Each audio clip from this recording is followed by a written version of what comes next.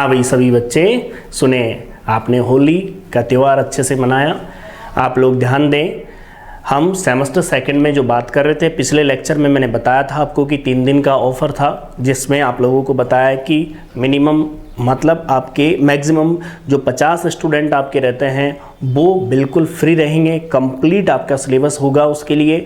तो उसके लिए कुछ बच्चों ने रजिस्ट्रेशन करवाया भी है। रजिस्ट्रेशन के लिए कुछ नहीं करना, केवल और केवल आपको अपने कॉलेज और अपना नाम लिख करके आपको व्हाट्सएप नंबर पर सेंड करना है, जिससे मैं उस ग्रुप में ऐड कर दूं, क्योंकि आने वाली जो क्लासें हैं वो उस पे ही आपको मिलेगी, यूट्यूब पे नहीं मिलेगी। तो इसीलिए आप लोग ध्यान दें, जिससे क्लासें आपकी ना रहें और आपकी तैयारी जारी रहे। ठीक है भाई, इस बात को थोड़ा गौर करना। और ये जो मैं आपको डेट बता रहा हूँ, इस मंथ के लास्ट तक आप इसके लिए रजिस्ट्रेशन करवा सकते हो। ठीक है, अब अपन टॉपिक पर चलते हैं। देखिए, आप लोगों को मैं बता दूं, आप लोग क्वेश्चन कर रहे थे पार्शियल के। पार्शियल आपने पढ़ा अच्छे से, आप लोगों को पता भी चला होगा किस टाइप से आप लोगों ने क्वेश्चन किए, किस तरह से आप लोगों ने बड़े से बड़े क्वेश्चन को भी आराम से सोल्व किया। कब? जब आपको पता था पार्शियल के बारे में। लेकिन कुछ दिक्कतें आपको आई होगी। सबसे पहले तो आपको फॉर्मूलों की दिक्कत आई होगी। दूसरी बात दिक्कत आती है बीच बीच में आपको जो बेस क्लियर नहीं है उसके लिए। तो मैं आपको कुछ बातें बताता हूँ, ध्यान रखें। कुछ वक्रों के बारे में बताता हूँ जो आपने पहले से पढ़े हुए हैं, क्योंकि जब तक हमको वक्र नहीं पता होगा तब तक दिक्कत आती है हमको बहुत ज़्यादा। सबसे पहले देखिए आप लोग, यहाँ पर हम बात करें, सुनिए ध्यान से। आप लोगों ने देखा होगा, रेखा की बात करता हूँ मैं, सुनिए ध्यान से। आप लोगों ने देखा है तो y बराबर mx प्लस सी, ये कोई लाइन है आपकी, क्लियर है बिल्कुल। आप बताइए, y बराबर mx प्लस सी जो रेखा है, बिल्कुल जीरो लेवल, जहां आपने 11th में पढ़ा था या कहीं भी आपने पढ़ा, 12th में पढ़ा या और भी कहीं पर पढ़ा, तो वो सारी चीज़ें नहीं मैं बता रहा। मैं केवल और केवल मैं मेरे यहाँ पर जो यूज होंगी वो चीज़ें बता रहा हूँ। देखिए और समझिए। यहाँ पर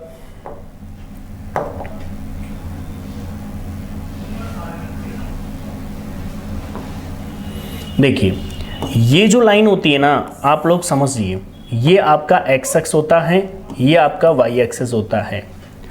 आप लोगों ने देखा होगा ये इसकी प्रवणता होती है। तो आप लोगों ने ये देखा कि ये क्या काट रहा है, सी का अंतखंड, लेकिन किस अक्ष पर काट रहा है, वाई अक्ष पर। तो ये यहाँ से स्टार्ट हो रही है और बोला जा रहा है वाई बराबर एम एक्स प्लस सी। ये जो काटा गया अंतखंड ये सी होता है। ये वाला जो पॉइंट है आपका वो 0 0 है। बात समझने की कोशिश करना, क्लियर है। तो y बराबर एम एक्स प्लस सी रेखा आपको पता है कि किस टाइप से बनेगी। आगे सुनिए, इसी रेखा में अपन क्या करते हैं, यहाँ पर यदि c का मान 0 होता है, यदि यहाँ पर क्या हो जाए, c बराबर 0, तो c बराबर 0 हो जाए तो y बराबर एम एक्स की लाइन हो गई कि नहीं हो गई, बताइए। और जब एम एक्स की लाइन हो गई तो आप खुद देखिए, थोड़ा सा आप ध्यान देंगे बोर्ड पर, ये वाली लाइन आपकी, ये एक्स एक्स हो गया, ये वाई एक्सेस हो गया। अब एम एक्स मतलब क्या हो गया आपके सामने, आप खुद देख लीजिए, ये तो ओरिजिन से पास होगी। अरे भाई, x बराबर 0 पर y बराबर 0 है कि नहीं है, इसका मतलब 0 0 से गुजरेगी ये, तो 0 0 से गुजरेगी। तो बताइए, ये वाली लाइन जो हो गई वो हो गई y बराबर x की। m बराबर क्या ले लिया मैंने, 1। ये किसके लिए है, m बराबर 1 के लिए, क्योंकि 45 एंगल पर झुकी हुई है। तो आपको पता होता है tan π/4 का मान 1 होता है, क्योंकि tan किसको बता रहा है यहाँ पर, प्रवणता को। तो यदि मैं बात करूँ इसी में y बराबर 2x की बात करता हूँ, तो कई बार ऐसी दिक्कतें आती हैं आप लोगों को। यहाँ पर ध्यान देंगे, ये तो y बराबर x की थी, लेकिन जब 2x की तो स्लोप इसका बढ़ जाएगा, कुल मिला के ये है। समझ रहे हो मेरी बात को, ये तो y बराबर x की हो गई, लेकिन ये लाइन किसकी हो गई, y बराबर 2x की हो गई। तो विशेष रूप से ध्यान रखें, जैसे जैसे m का मान बदलेगा वैसे वैसे ही चलता जाएगा। तो ये आप पहले तो इसे देखें आप कि हमने रेखा पढ़ी, रेखा में भी कौन सी, बिल्कुल सिंपल, y बराबर एम एक्स प्लस सी। सी क्या होता है, y एक्स पर काटा गया अंतखंड। यदि c का मान 0 हो जाता है तो ओरिजिन से गुजरेगी वो। c का मान यदि 0 नहीं होता है, मतलब 0 हो गया, m का मान 1 है तो ये हो गया 45 वाला, और यदि m का मान 2 है तो थोड़ा स्लोप और बढ़ जाएगा उसका। आगे चले में, आप लोगों ने ये देखा होगा रेखा में, जिसे हम बोलते हैं अंतखंड, रूप में रेखा की समीकरण, बिल्कुल बेसिक है आज की क्लास में। ध्यान देंगे x upon a plus y upon b equal to 1। देखा होगा आप लोगों ने, x upon a y upon b equal to 1 होती है ना रेखा की समीकरण अंतःखंड रूप में। अब एक बात बताइए ये कैसे बनेगी। एक काम करते हैं अपन, एक्स एक्स और वाई एक्स पर पॉइंट याद कर लेते हैं। तो मैंने बोला एक्स एक्स पर कौन जीरो होता है आपको पता है, y बराबर जीरो होता है ना। तो बताइए y की जगह जीरो पुट कर दिया तो x upon a equal to 1 implies x बराबर क्या आ गया a। तो बताओ पॉइंट जो मिला आपको, जो बिंदु मिला वो क्या मिला, वो मिला a,0। दूसरी वाली बात करूं मैं, यहाँ पर हम बात करें किसकी, yx की। तो yx पर कौन जीरो होता है, x बराबर जीरो होता है ना। आप बताओ x बराबर जीरो होता है तो यहाँ x बराबर जीरो किया तो 0,b नहीं आ गया क्या, आ गया। अब इसकी स्ट्रक्चर बनाने की कोशिश करता हूँ मैं। तो देखिए ये पॉइंट कौन सा है, a,0। ये वाला पॉइंट कौन सा है, 0,b। ये समीकरण कौन सी है, y बराबर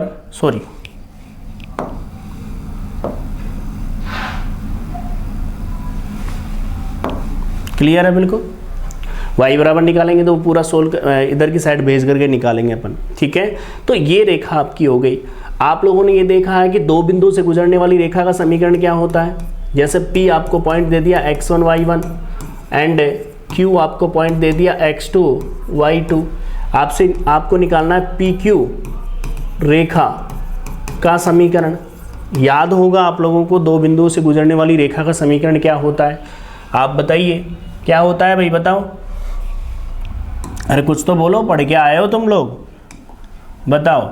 वो होता है y माइनस y1 बराबर y2 minus y1 upon x2 minus x1। ये तो प्रवणता हो गई x माइनस x1। देख सकते हो आप लोग भाई, दो बिंदुओं से गुजरने वाली रेखा का समीकरण यही तो होता है आप लोगों के सामने।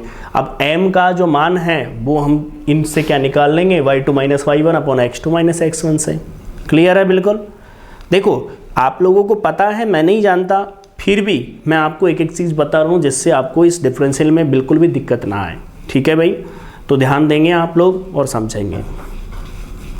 देखिए अगला मैं बात करूँ यहाँ पर, सब बच्चे देखेंगे भाई। ये तो हो गई अपनी रेखा। देखिए अब कुछ छोटी सी बात अपन समझते हैं, व्रत। ध्यान देंगे व्रत।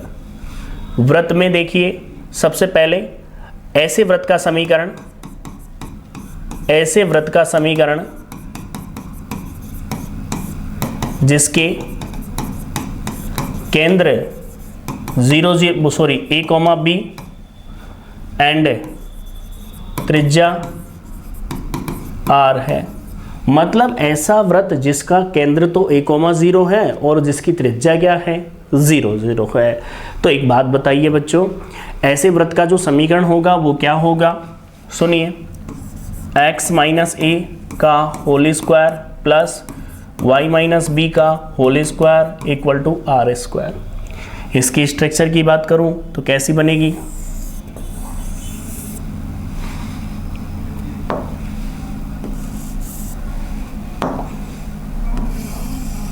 ठीक है।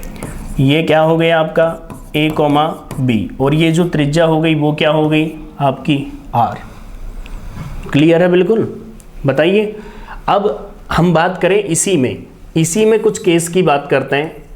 केस नंबर फर्स्ट है, मैंने बोला इफ सेंटर जो है, मैंने क्या बोला, इसका जो केंद्र है ना, केंद्र बच्चों यहाँ ध्यान देंगे, यदि इसका केंद्र 0,0 हो, मतलब ये जो व्रत है उसका केंद्र क्या हो, यदि केंद्र 0,0 हो तथा त्रिज्या क्या हो, त्रिज्या r हो।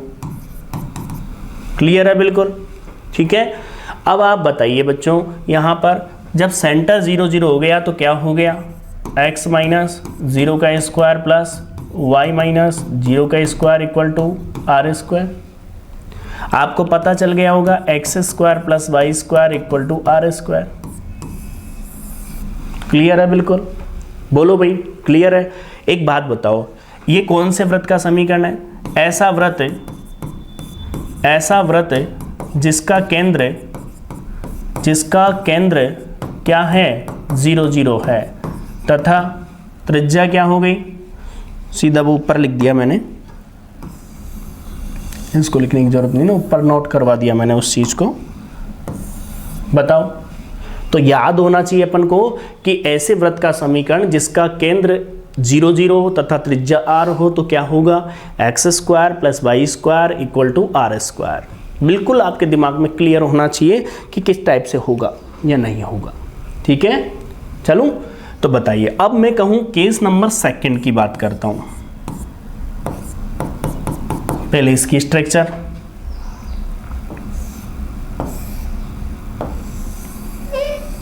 ऐसा वृत्त बनेगा जिसका सेंटर क्या होगा 0 0 और उसकी रेडियस क्या होगी r।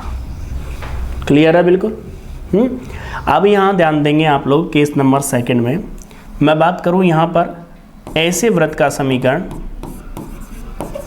ऐसे वृत्त का समीकरण जिसका केंद्र x अक्ष, जिसका केंद्र कहाँ है x अक्ष पर है। अब आप सुनो, तथा वो मूल बिंदु से भी गुजर रहा है। तो देखिए ध्यान से सुनेंगे आप लोग, ऐसा वृत्त कौन सा होगा जिसका केंद्र x अक्ष होगा, तो ये वाला वृत्त होगा। जिस मूल बिंदु से टच होगा तो ये वाला पॉइंट से गुजरेगा वो, ये वाला, और उसके केंद्र मैंने मान लिया a, 0। भाई आप बताइए ना भाई, जब x अक्ष पर उसका सेंटर होगा साथ में मूल बिंदु से भी गुजरता है, तो बताइए क्या हो जाएगा, ये वाला वृत्त हो जाएगा। तो इसकी समीकरण क्या होगी, इसकी समीकरण होगी x - a का होल स्क्वायर प्लस y - 0 का whole square equal to r²। तो इसको मैं लिख सकता हूँ क्या, r क्या होगा, ये वाली दूरी जो है ये r ही तो है इसकी। तो बताओ ये क्या हो जाएगा, r बराबर क्या है यहाँ पर a है ना, है कि नहीं a, बताइए। तो देखिए आप लोग यहाँ पर आपके सामने आया था x - a का होल स्क्वायर प्लस के y² बराबर a², r की जगह a रख दिया। अब आप खुद देखिए, होल स्क्वायर खोलो, x² प्लस a² माइनस के 2ax प्लस के y² इक्वल टू a²। बोलिए बच्चों, कोई दिक्कत है क्या? आप लोग ध्यान दोगे तो आपको दिक्कत नहीं आएगी। बताओ भाई बच्चों, ये a² से a² चला गया ना, बताइए।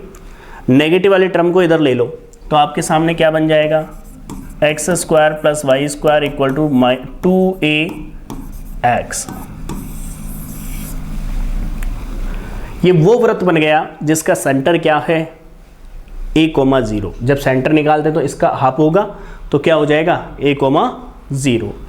ध्यान रखना, ये काम लेंगे अभी इक्वेशन अपन, और आप लोगों को बहुत सारी चीज़ें क्लियर होगी। तो क्या बोला मैंने, जो वृत्त है आपका कार्टेशियन में, ये एक्स वाई किस में चलता है, कार्तीय, ठीक है। आर और थीटा किस में चलता है, पोलर में, ध्यान रखना। और हम बात करें यहाँ पर सेकंड वाले वृत्त की, केस नंबर 3 की। यदि ऐसे वृत्त का समीकरण जिसका केंद्र क्या हो जाएगा 0, b तथा त्रिज्या अपने आप हो जाएगी b, ठीक है ना। तो मतलब ऐसी स्ट्रक्चर कैसी बनेगी उसकी, वो किस अक्ष पर बनेगा, मूल बिंदु से भी गुजरेगा, ये वाला पोजीशन हो गया। इसके सेंटर जो हो गए वो क्या हो गया 0, b हो गया। अब मैं इसकी समीकरण लिखूंगा तो देखो क्या लिखूंगा, x - 0 का whole square plus y - b का होल स्क्वायर, r की जगह क्या लिखूंगा b²। अरे भाई यहाँ से यहाँ तक की दूरी पता है ना, ये क्या है b तो है ये, जब भी तो 0, b लिखा है आप लोगों ने। अब एक बात बताओ, ये तो हो गया x², ये क्या हुआ प्लस के y² प्लस b² माइनस के 2yb equal to b²। b² से b² कैंसिल हो गया। आपके पास जो बना वो क्या बना, देखिए x² plus y² equal to 2yb होगा कि नहीं होगा, इसको थोड़ा सा ढंग से लिखने दो, 2yb। ये वो वृत्त आ गया, ध्यान से सुनो, जिसका केंद्र कहाँ है y अक्ष पर है। कई बार क्वेश्चनों में आपको देखने को मिलता है, सीधा सीधा क्वेश्चन कहता है कि ऐसे वृत्त का समीकरण जिसका केंद्र कहाँ है, एक्स अक्ष पर, ऐसे वृत्त का समीकरण जिसका केंद्र कहाँ है, वाई अक्ष पर, ऐसे वृत्त का समीकरण जिसका सेंटर 0 0 है, जिसका केंद्र ए कोमा बी की जगह कुछ भी हो सकता है जो क्वेश्चन देगा। तो ये चीज़ें आपको पता होनी चाहिए। मैं यहीं पर आपको एक रिप्रेजेंटेशन और बताऊंगा कि इन दोनों समीकरणों का पोलर फॉर्म क्या होता है।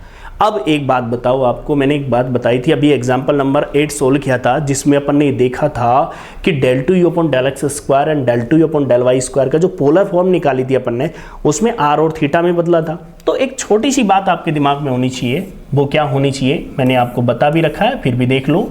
ये थीटा है तो आपको पता था ये r cos थीटा है, ये r sin थीटा, तो थोड़ा सा आइडिया ले लिया अपन ने। तो x बराबर तो क्या है, y बराबर क्या है, r sin। अब इन दोनों इक्वेशनों को रिप्रेजेंट करते हैं अपन, ठीक है। तो चलते हैं नेक्स्ट पेज में। इक्वेशन है अपनी, एक तो x square plus y square equal to 2ax, यही इक्वेशन है ना। x पोलर में यदि कन्वर्ट करता हूं तो x की जगह तो r cos थीटा पुट करूंगा और y की जगह क्या पुट करूंगा, r sin थीटा पुट करूंगा ना। तो सब बच्चे देखेंगे और समझेंगे। तो हमने पुट किया यहाँ पर क्या, x बराबर r cos theta and y बराबर r sin थीटा। बच्चों बताएं, यहाँ लिखूंगा r square cos square theta, यहाँ लिखूंगा r square sin square theta, 2a r cos theta. पहले तो एक बात बताइए, पूरी इक्वेशन में जो मैंने x और y का मान पुट किया, इसमें कोई दिक्कत थोड़ी है किसी बच्चे को।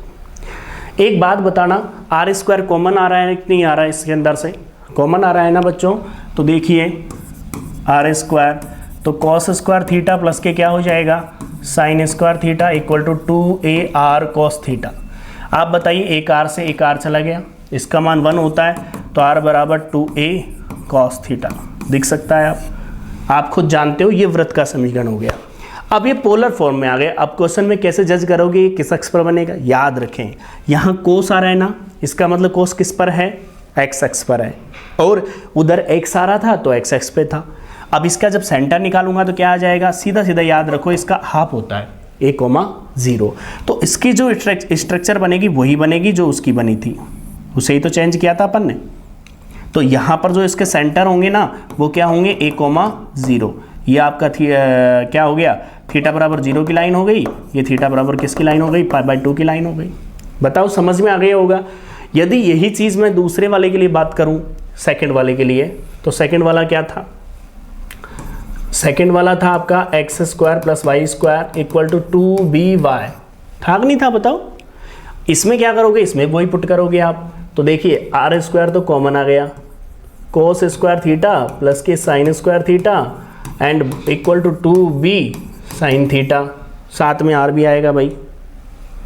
थोड़ा सा स्पीड लिए आज है ना, बेसिक चल रहा है अपना जो काम का है, 2b r sin थीटा, एक r से एक r चला गया, तो बताइए r बराबर आ गया 2b sin थीटा। अब आपके सामने ऐसे वृत्त का समीकरण आ गया ये पोलर में, जिसका जो किस अक्ष पर बनेगा, y अक्ष पर बनेगा। साथ में ये बात भी क्लियर कर दी उसने कि उसके सेंटर की बात करूं, मैं केंद्र की बात करूं तो क्या मिलेगा, 0,b मिलेगा। याद करें क्यों, क्योंकि इसका हाफ लेते हैं, ठीक है। मान लो किसी सवाल में ऐसा हो, किसी सवाल में r बराबर a cos थीटा दे दिया क्वेश्चन में, अब इसका सेंटर निकलेंगे तो a/2, 0 होगा, ध्यान रखना। बनेगा तो वही x अक्ष पर, लेकिन यहाँ पर इसका हाफ होता है, तो पहले से 2 था इसलिए हाफ में 2 कैंसिल हो गया, तो अपना क्या हो गया, b को 0,b हो गया। तो आपको पता होना चाहिए, कई बार ऐसा होता है, मैंने देखा है बच्चे को क्वेश्चन लिखा हुआ है, क्वेश्चन कर लेगा, रटने जैसा सिस्टम हो जाता है, उसको पता ही नहीं है कि स्ट्रक्चर क्या बनेगी। तो कुछ स्ट्रक्चर ऐसी होती है जो आपको याद, चलो आप बता दीजिए। मैं आपसे दीर्घवृत्त पूछता हूँ, छोटी क्लासों में आपको पढ़ा दिया कि उसकी शेप ये होती है, ठीक है। बताइए किसने, निकालने थोड़ी बैठे, सीधे दीर्घवृत्त का चित्र बना देते हो आप। जब आपको डायग्राम पता होगा तो आप क्वेश्चन सोल्व कर पाओगे, जब डायग्राम बनाने थोड़ी बैठोगे वहाँ पर, तो आपको आइडिया होना चाहिए किस टाइप का डायग्राम होगा, ठीक है भाई। देख लीजिए आप लोग यहाँ पर, पहले थोड़ा सा नोट कर लें क्योंकि मैं कई सारी चीज़ें ले आया इधर, इसको हटा देता हूँ यहाँ से।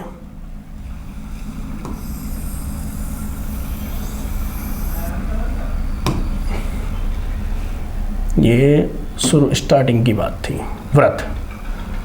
आप व्रत से नोट कर लीजिए, व्रत क्यों, रेखा भी तो थी। यहाँ से स्टार्ट हुआ था अपना, यहाँ से लिखो फर्स्ट पेज, नोट करें, पूरा लिखें।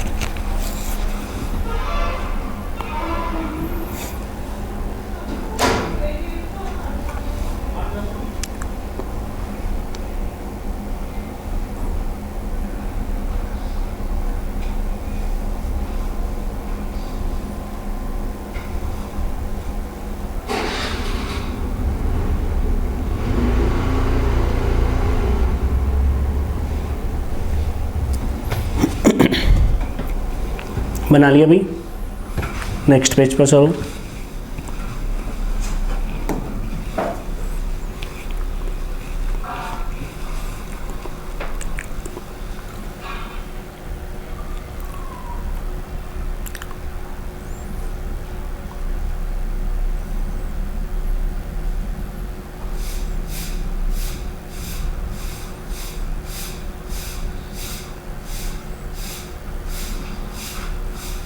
आपको जिस ग्रुप में ऐड किया जाएगा उस ग्रुप में आपकी प्रॉब्लम भी ली जाएगी। जैसे ही आपको कोई प्रॉब्लम है किसी क्वेश्चन में, मान लो आप सॉल्व कर रहे हो और आपको डाउट रह गया है, तो उसमें आप मेरे को भेज पाओगे। ध्यान रखना, जब भी आपको परमिशन दी जाएगी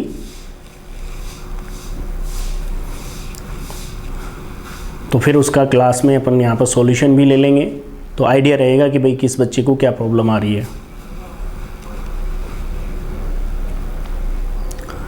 पूरी तरीके से आपका सिलेबस होगा। सिलेबस इतना बड़ा है तो आप समझ सकते हो आने वाले टाइम में क्लासों का टाइमिंग भी बढ़ेगा, क्लासें भी ज़्यादा आएगी। बस शर्त है कि आप लोगों को पढ़ना है।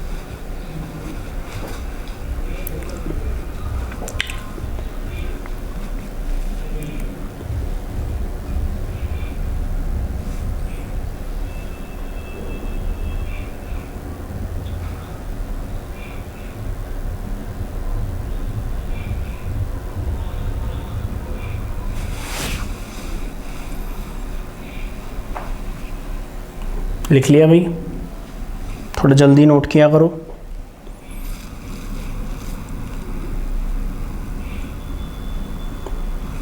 देखो आगे बढ़ते हैं, व्रत के बारे में लिखें।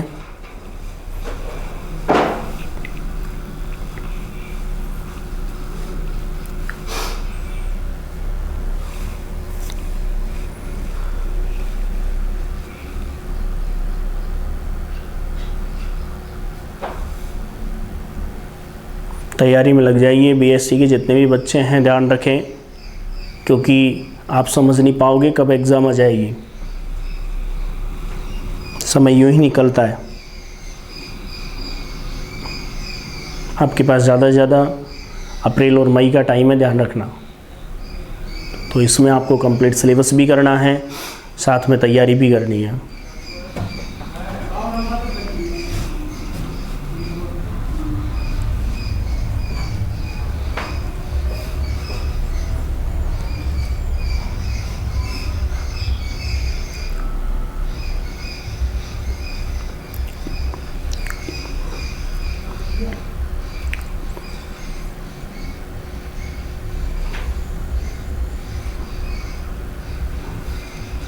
क्योंकि क्या होता है, जब सवाल करते हो आप लोग तो उस समय आपके माइंड में एक ज़रूर दिमाग में चलता है कि पहले तो डायग्राम ही नहीं बन पाता तो दिक्कत आती है। चाहे वो इंटीग्रल का सवाल हो, चाहे वो अपन एनवेलप की बात करें उसका हो क्वेश्चन हो, क्योंकि बिगर आप डायग्राम दिक्कत आएगी। क्यों? क्योंकि आपको पता ही नहीं है ना कैसे बनेगा वो। जब आप एरिया एंड वॉल्यूम निकालते हो, क्षेत्रफल और आयतन वाले क्वेश्चन करोगे या चापकलन करोगे, इन जो चाप की लंबाई की बात करोगे आप, तो इन सब चीज़ों में डायग्राम का काफ़ी रोल रहता है। तो आप लोग विशेष रूप से ध्यान दें कि आपको डायग्राम के बारे में सोचना ही है। जो भी मैं लिखा दूं साथ के साथ आपको दिमाग में कंप्लीट करना है कि किस इक्वेशन का क्या डायग्राम बनेगा। क्योंकि देखो लगभग 100% तो पूरी नहीं कि सवाल के साथ चलेंगे, लेकिन कम से कम मान लो कि 90% मतलब ये मान लो कि ज़्यादा नहीं तो 75% तो कम से कम आपके ऐसे होने चाहिए जैसे डायग्राम की इक्वेशन आई कोई सी, तुरंत दिमाग में आ जाए कि इसका डायग्राम क्या बनेगा। क्योंकि समय भी काफ़ी इम्पोर्टेंट होता है। छोटी छोटी चीज़ों को लेके बैठ जाएंगे तो दिक्कत हो जाएगी अपने लिए।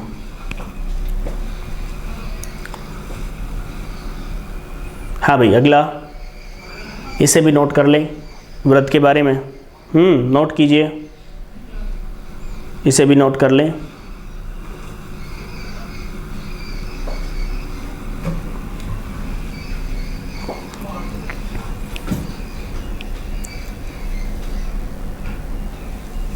क्योंकि इसके बाद जो हम बात करेंगे वो बात करेंगे कार्डियाड की, कि कार्डियाड क्या होता है, इसके बारे में हम बात करेंगे। उसकी स्ट्रक्चर के बारे में बात करेंगे। कई जगह मिलेगा आपको देखने को कार्डियाड, चाहे वो अपना एनवलप हो चाहे और कुछ हो टॉपिक, कार्डियाड बहुत देखने को मिलता है।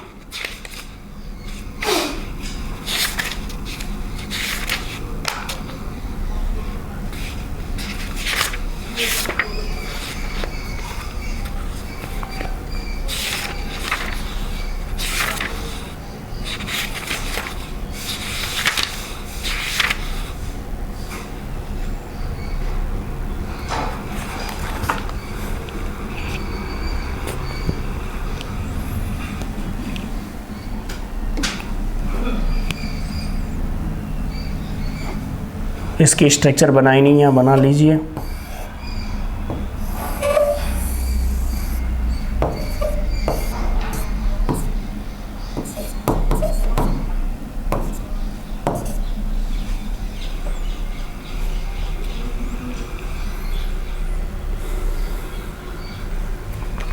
अब स्ट्रक्चर की बात करते हैं पर कार्डियाड की। कार्डियोइड देखिए, हाँ भाई बच्चों ध्यान देंगे। आज की स्ट्रक्चर की बात करूं मैं, लास्ट स्ट्रक्चर अपन पढ़ रहे हैं कार्डियाड।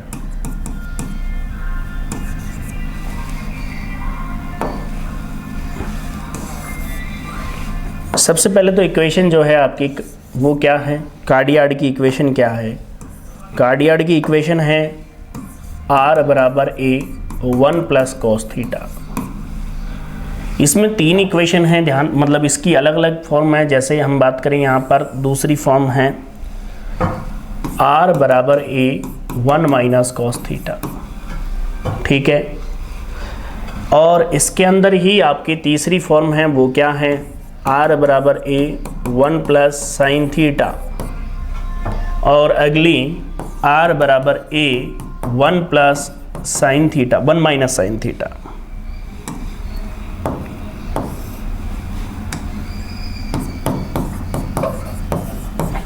ध्यान देंगे इक्वेशन के बारे में। सब बच्चे देखिए r बराबर a 1 प्लस कॉस थीटा, ये जो कार्डियड होता है, देखो ऐसे थोड़ा सा आइडिया लग सकता है आपको, जैसे अपन बनाए तो इसमें थीटा बराबर 0, थीटा बराबर 0 पर कॉस 0 1, 1 प्लस 1 कितना हुआ 2a, 2a हो गया। मतलब सबसे ज़्यादा जो वैल्यू ग्रहण कर रहा है वो किस पर जा रहा है, मतलब किस अक्ष पर जा रहा है, वो एक्स अक्ष पर जा रहा है। तो ध्यान से सुन लो, थोड़ा सा ध्यान दे लो बस, इसकी स्ट्रक्चर क्या बनेगी वो सुन लीजिए।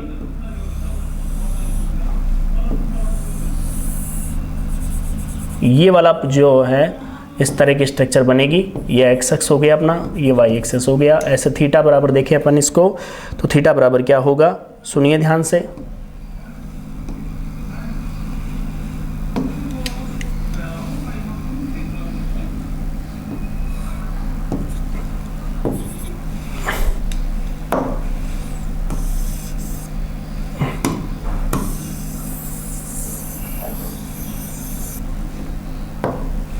सुनिए वापस बनाते हैं।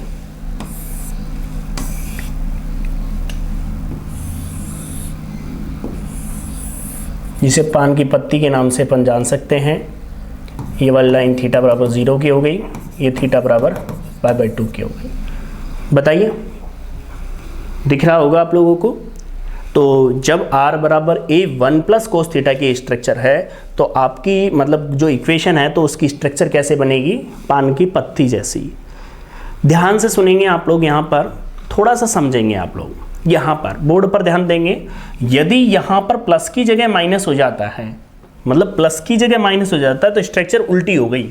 ध्यान से सुन लो, स्ट्रक्चर कैसी हो गई, रिवर्स, अर्थात इधर से ना चल करके इधर से चलेगी। अब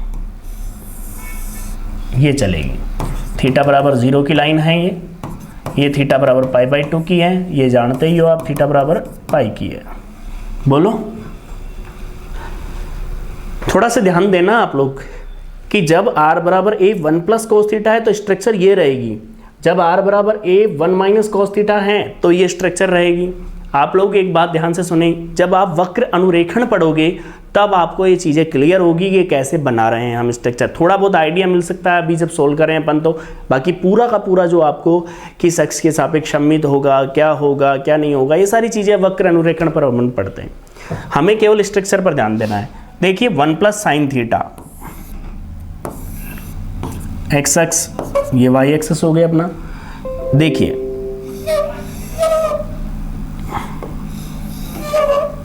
इस तरह की स्ट्रक्चर बनेगी। इसमें क्या है, प्लस है तो वाई एक्स पर बनेगा साइन थीटा, जबकि मैं यहां पर माइनस की बात कर दूं तो ये रिवर्स हो जाएगा।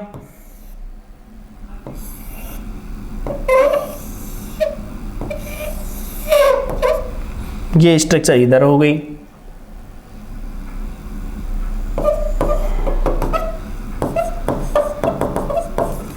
ये आप स्ट्रक्चर नोट कर लीजिए, जिससे आपको ये पता रहे कि r बराबर a 1 प्लस ये होती है कार्डियोइड। क्या होता है, कार्डियोइड।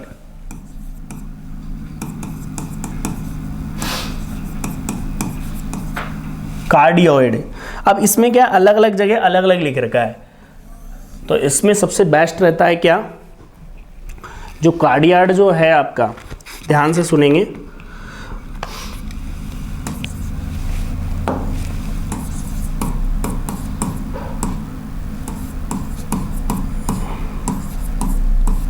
कार्डियोइड। जो कार्डियोइड है आपका वो सुन लीजिए, वो क्या है आपका r बराबर a 1 प्लस कोस थीटा, और इसके बारे में आप लोगों ने देखा होगा। बोलो भाई, क्लियर है बिल्कुल, ठीक है, इसे नोट कर लें। और सभी बच्चों से कहता हूं मैं, ध्यान रखें कि कंटिन्यू क्लास लेने के लिए आप लोगों से जो बोला गया है वो काम करें। आप अपना नाम और कॉलेज का नाम लिख करके व्हाट्सएप पर मैसेज करें, और जैसे ही आप मैसेज करते हो वैसे ही आपका ग्रुप में ऐड हो जाओगे आप, और आगे जो एक्सरसाइज चालू होगी वो उसी ग्रुप में आपको मिलेगा, जो भी लेक्चर होगा। ध्यान रखें ये बात विशेष रूप से, और ये भी बता रखा मैंने कि 50 स्टूडेंट जो होंगे वो आपके बिल्कुल फ्री रहेंगे, लेकिन यदि उस कंप्लीट होने के बाद में आपको चार्ज पे करना पड़ेगा, और वो चार्ज मैंने आपको बता चुका हूँ वो भी, ठीक है। तो आप लोग विशेष रूप से ध्यान दें, जिससे मार्च में आप कंप्लीट करेंगे, ठीक है भाई। थैंक यू आज के लिए। और आपको वीडियो अच्छा लगता है तो आप उसे लाइक एंड शेयर, साथ में सब्सक्राइब ज़रूर किया करो और कमेंट किया करो, जिससे पता चले कि हाँ हमें भी मोटिवेशन मिलता है। हमें मोटिवेशन किससे मिलता है? आप लोगों का जो सपोर्ट होता है उससे मिलता है कि हाँ बच्चों ने लेक्चर लिया, इसमें उनको कैसा लगा, कैसा नहीं लगा, ये सारी चीज़ें अपन को देखा जाए तो एक व्यवहारिक भी होती है, आप समझते हो। ठीक है भाई, आज के लिए इतना ही है। Thank you.